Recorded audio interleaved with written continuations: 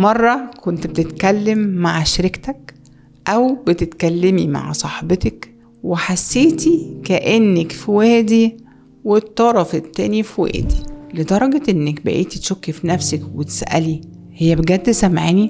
ده أنا بحكي لها موقف مؤثر جدا.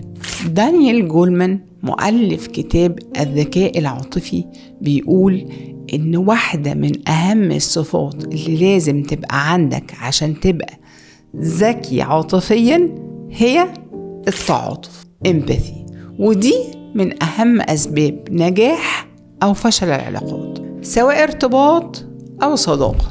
لما تلاقي الطرف التاني مش قادر يحس بمشاعرك أو حتى مش مقدرها، سوء التفاهم بيزيد من غير ما ناخد بالنا.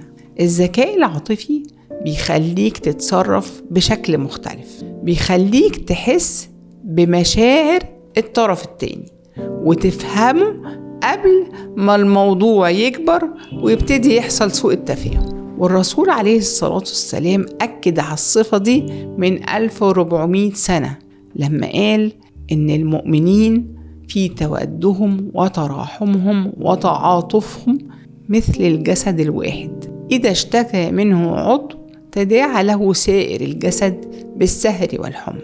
يعني إحنا مش جزر منعزلة ولا أفراد عايشين لوحدنا.